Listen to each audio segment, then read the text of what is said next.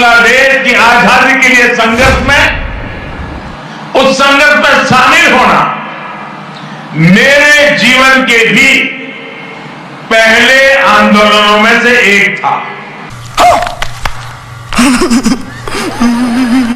Alright guys, this is our prime minister Narendra Modi, जो बांग्लादेश में संभाषण करते हुए ये बता रहे थे कि वो भी बांग्लादेश के स्वाधीनता संग्राम में थे। उसको लेकर काफ़ी ज़्यादा ट्रोलिंग हो रही है कि ये सच है या झूठ है, लेकिन ऐसी बात है हम लोग को ट्रोल करनी भी नहीं चाहिए। वो हमारे प्रधानमंत्री जी है, वो जो बोलते हैं वो हमें मान लेनी चाहिए। बिल्कुल, आपने मेरे दिल की बात बता। अब ये बहुत शर्म की बात है कि अगर अब गूगल पे जाते हैं और फेकू नंबर 1 टाइप करते हैं तो वहाँ पे क्या नजर आता है? जी हाँ, क्या नजर आता है? इतना बड़ा हादसा हो गया, चंगासी। अब पेट्रोल और डीजल के दाम बहुत ज़्यादा बढ़े हुए, कहीं कहीं जगह पे 100 रुपया लीटर है, कहीं कहीं जगह पे 97-98 लीटर है, और इस बात पे कोई कमबख्त सवाल भी नहीं कर रहा है। 100 रुपए में से 63 रुपए सरकार की जेब में जाता है अगर कोई पेट्रोल भराने जाए, और डीजल पे जो 2014-15 में जेटली जी के पहले बजट में 3 रुपए की एक्साइज ड्यूटी थी, आज वो 31 रुपए की एक्साइज ड्यूटी हो चुकी है। मुझे क्रेडिट नहीं चाहिए। फिर जनता कर भी कह सकती है, अगर गुस्से में कोई कागज भी फाड़े तो बोलेगा कि बेकार कर रहा है, लेकिन जनता एक काम कर सकती है। जी हाँ अम्मा यार, मीम बना दिया जनता ने।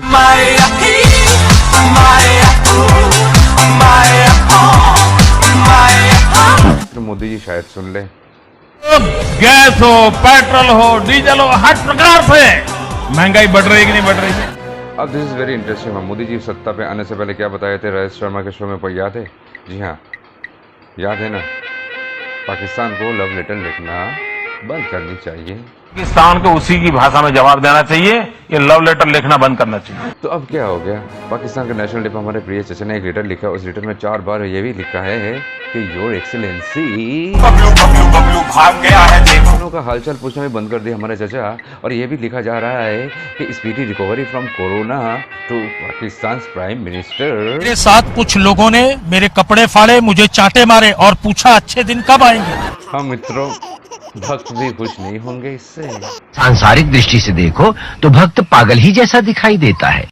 इम्पोर्टेंट मसला यह है कि कोरोना का वेव बहुत ज्यादा बढ़ रहा है, सेकंड वेव आ चुका है, और ये देख लेते हैं कि क्या चल रहा है। 18 राज्यों में जैसे कि सरकार ने कहा डबल म्यूटेंट वेरिएंट मिला है, ये बहुत खतरनाक वेरिएंट है, ये भी मिला है। आसोल परिवर्तन ने दुनिया का सबसे कठोर लॉकडाउन लगाया, लेकिन फायदा क्या हुआ जी? फिर से वही तो बात हो रही है। देश में कोरोना के मामले तेजी से बढ़ रहे हैं। 24 घंटे में 62,258 नए केस सामने आए हैं और 291 लोगों की मौत हुई है। और एक तरफ सब लोग बच रहे हैं कोरोना से कुछ भी करके, लेकिन अगर अब बंगाल इलेक्शन की बात करो, ये विजुअल काफी शॉकिंग है जी, देख लीजिए। मैं दोस्तों के लिए काम करता हूं और मैं दोस्तों के लिए ही काम करूंगा। अब इतनी रैलियां हो रही है कि हमारे गृह मंत्री अमित शाह जी ने भी कहा कि प्रधानमंत्री की रैलियां में काफी ज्यादा भीड़ हो रही है, लाखों की भीड़ हो रही है, तो वहां पे कोरोना भीड़ नहीं करेगा जी? जरूर करेगा जी। जहां से स्वतंत्रता सेनानी न निकला हो। मोदी जी मोदी जी मोदी जी मोदी जी मोदी जी मोदी जी मोदी जी मोदी जी मोदी जी मोदी जी मोदी जी मोदी जी। अगर कोई देशभक्त होगा तो यही बोलेगा कि पहले देश को बचाओ और इलेक्शन को भाड़ में दो, लेकिन बात क्या है? आसोल परिवर्तन। लेकिन जब चुनाव आता है तो कहती है सरकार द्वारे द्वारे। आसोल परिवर्तन, आसोल परिवर्तन अच्छे। वाह मोदी जी, वाह वाह वाह। दिस इज द टाइम जब हमें डरना चाहिए सेकेंड वेव से। 15 अप्रैल के बाद पीक आ सकता है, दूसरी लहर में कुल केस 25 लाख संभव। यार बिल्कुल शोभा नहीं देता ये। बिल्कुल, आपने मेरे दिल की बात बता दी। आसोल परिवर्तन अच्छे। कोरोना का वैसे होली तक नहीं खेले, लेकिन पॉलिटिशियन को देखें जरा, देखिए वो कैसे खेल रहे हैं होली। ऐसा दृश्य देखने का सौभाग्य पहले नहीं मिला। विजुअल देख लो, कोरोना की जैसे बावरी हो रही है। ये हमारी कार है और ये हमें और ये हमारी पार्टी हो रही है। तो करना।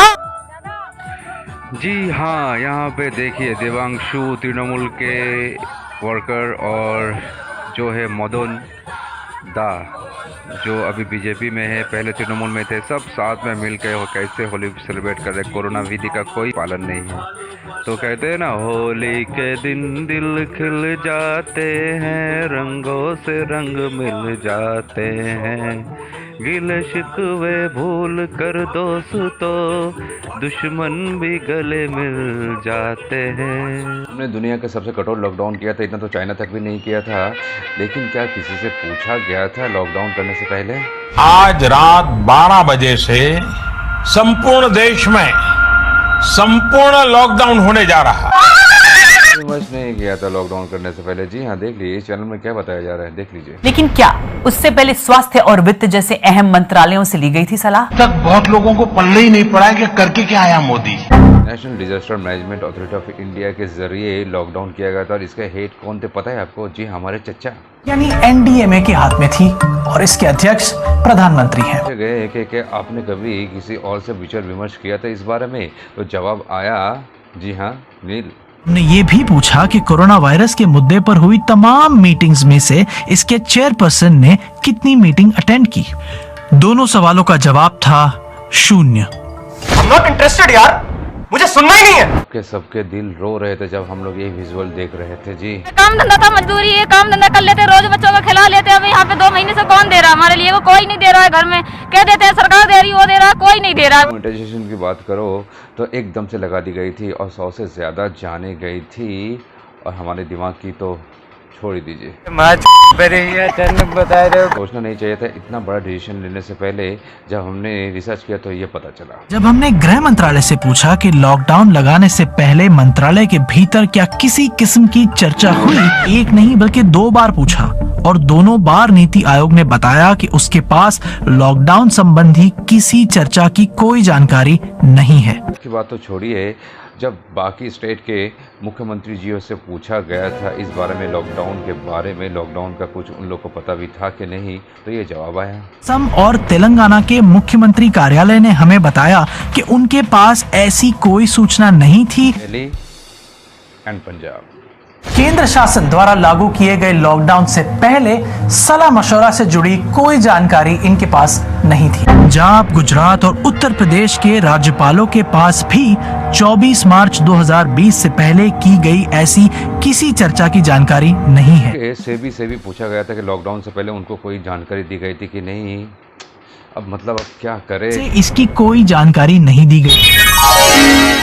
मीडिया वाले ये सवाल नहीं उठाएंगे, लेकिन हमें सोचना चाहिए, लोगों का जान का सवाल है। जी सेंट्रल गवर्नमेंट लेवल पर इतने बड़े डिसीजंस यूनिलैटरली लेती हैं, फिर हम लोग स्टेट गवर्नमेंट्स को भी कैसे पकड़ सकते हैं, हम कैसे जवाबदेह बना सकते हैं? वो तो कहेंगे हमें तो मालूम ही नहीं था, हम क्या तैयारी करते हैं। अब जहाँ तक देश की बात पूछो तो ऐसे दिन चल रहे, चल गाना लगा दे यार, आप खत्म कर। दिन आने वाले हैं।